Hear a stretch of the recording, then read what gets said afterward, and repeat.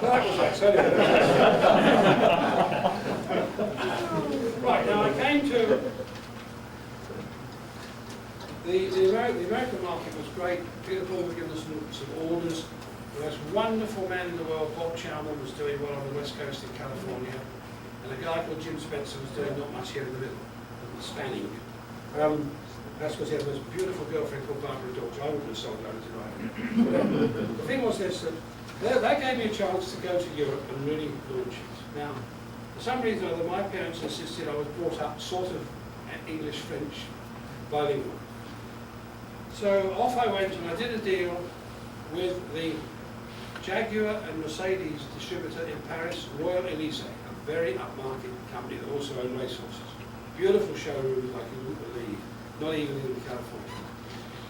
And it is arranged that they will take 10 Lotus, a lot of spare parts, and do it properly. So I place the order to the factory, the money comes in, and this guy goes and steals the parts manager for Triumph Europe. And he set up the most magnificent parts department with all these bins, with all the part numbers on you could possibly imagine. It was a sight for sore eyes. No parts, just lots of bins. And we get nearer and nearer to the launch date, and the cars aren't ready, and the French département de mine have not yet passed the cars to sale in France anyway. But it gets down in the end to me driving over there in the left-hand drive American spec car, and we put some French number plates on it. And I took in the boot those parts that are normally used for the trip from Lotus to Paris, you know, about a ton. And I said to the parts department, is there any special part I would take? They said, yeah, the gear shift levers are starting breaking off. Better take one of those, so I put one of those in. And I arrived at Royal Elysée, got round the back, cleaned the car myself, with some French number plates on it. And PR-wise, it had been arranged that the Comte de Montaigu, a real live count, top hat the whole bit. Trouble is, he was a midget, a bit like Toulouse-Lautrec in the film.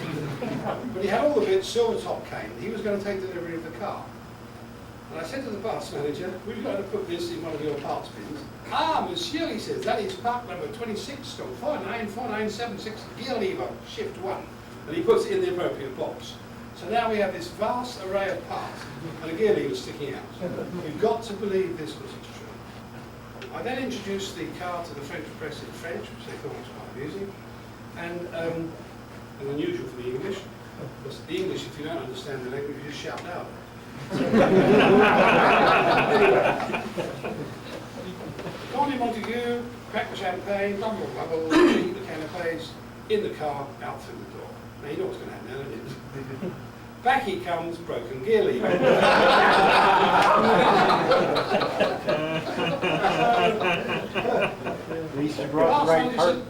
That is part 26 numéro. Goes out, comes out of the parts bubble with a gear lever. Proof that they had all the parts that are required. Has anyone ever heard of a car called the Amphi car? Oh, yeah. Well, that week, Royal Elysée, Monsieur Delacroix, was also going to become the distributor for the Amphi car. Now, those of you who know all about pollution and what have you, have never understood why on the River Seine there are little roads that just disappear into the river, continuously along the left bank. That is so that lorry loads of human excrement could back down in the middle of the night and dump them, and then go away, all legal. What it did to the fishing, I can't imagine. But the thing was that these were ideal place to launch the Amphi car. So these two young PR men with their bowler hats get in this Amphi car, and with all the television cameras, they drive it down, but they drive it down too fast. And just like a Max Sennett comedy, there are two bowler hats floating in the sun. And this thing has disappeared. So it doesn't just happen to us, these things. But then I went to Belgium, and we launched the Elan at the Brussels Auto Show. And our wonderful Belgian distributor, super guy, Fernando, still alive, still a good friend. Fernando booked us all into the Surf Blanc, nice little French Belgian, so a nice little Belgian restaurant with terrific French overtones. In the middle of the restaurant was an enormous chandelier. It was the most impressive chandelier you ever heard. And I say you ever heard. Because the concierge would, any young loving couple or honeymoon couple who arrived, they would put them in the bedroom above the chandelier. And when they eventually arrived downstairs for a meal, everybody had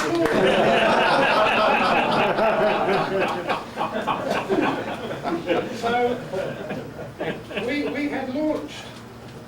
We launched quite well into Europe, and two things were coming along nicely. I had come back from the London Motor Show in 1963, and let's go back to 1963. We were selling a car with a twin overhead cam engine, with twin Weber carburetors, with a 4-speed all-synchromesh gearbox, all independent suspension, disc brakes all round. And you can laugh, slide-up windows where most sports cars had bits of plastic hanging down and flapping all over the place like the 7 does today. The fact remained that the specification wasn't, the performance was out of this world, and it went like you wouldn't believe. I mean, how many of you have driven early Elans?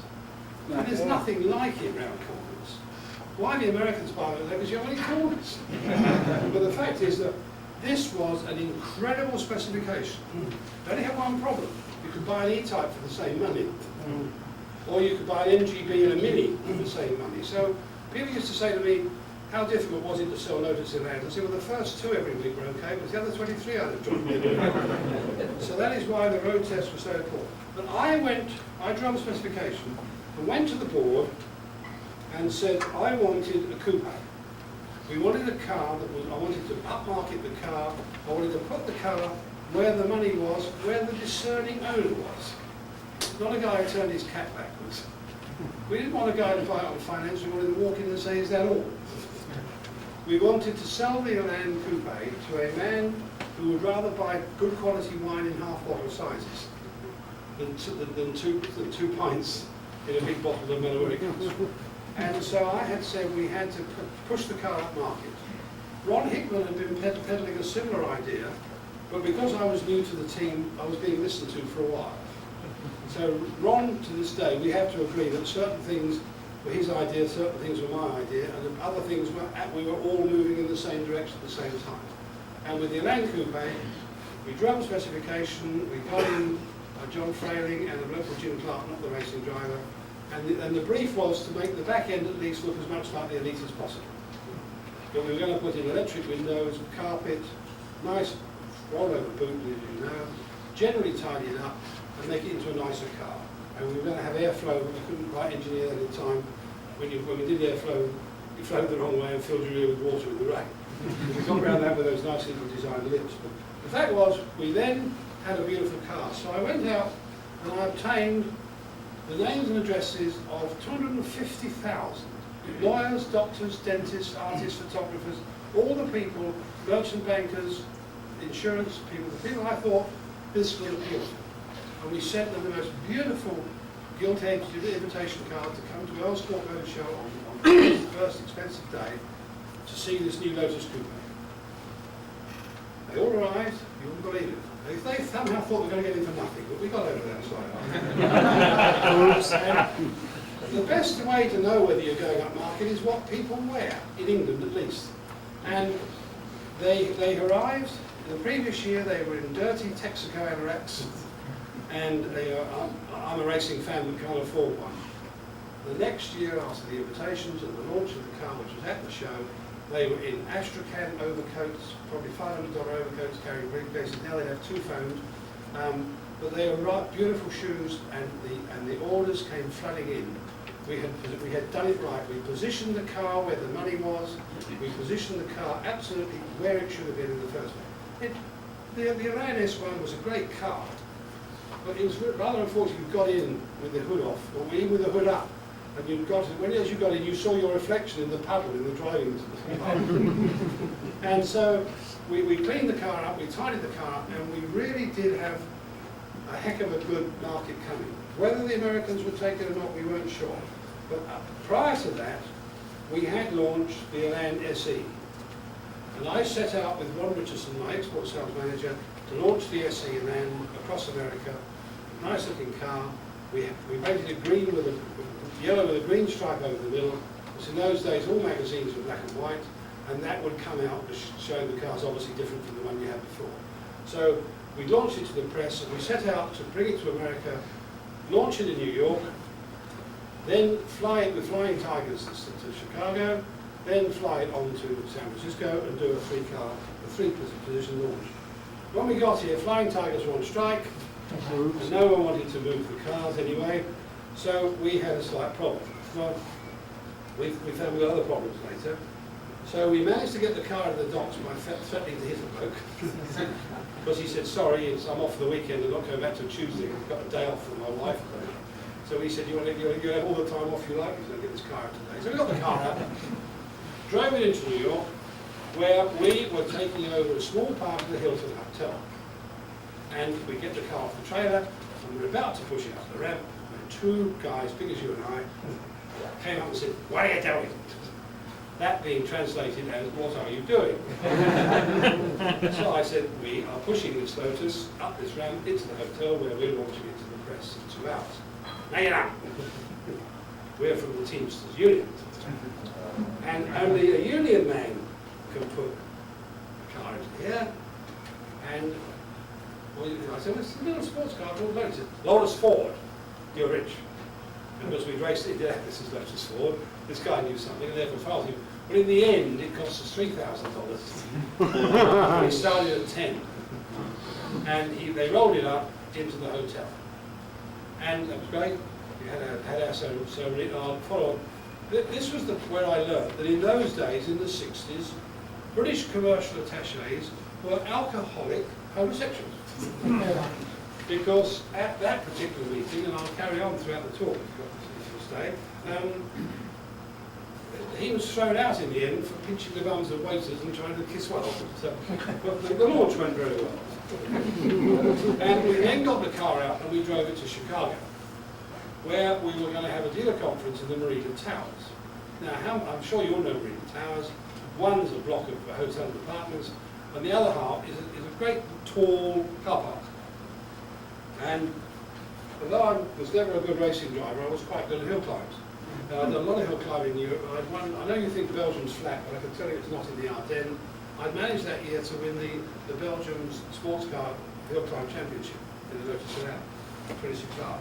The thing was that the press were talking to me from your community television, public service television. And the guy said, do you race a Lotus? I said, no, I just hill climb. Well, what's that thing? You go up the mountain as fast as you can and hope you're quicker than anybody else. Well, he said, what about Marina Towers car park? Couldn't we do something in there? We'll undercrank the camera, whatever that meant. We'll let the tyres down and make a lot of noise, keep it in low gear, and we'll have a real, it'll be out an hour and a half from now. So jump in the car, rev it up a bit, spin the wheels, go shooting up this to sort of what felt like the 96th floor. On the 96th floor, facing north, this is February, somebody had washed a car. The car spun backwards, and the only thing that stops you going into the river, where the icebreaker was going thump, thump, thump, and shocking the check over, the only thing that stops you going into the river is a cable. The cable held, and we managed to sort out the cosmetics. And I thought that's rather fun. I'll put a few down.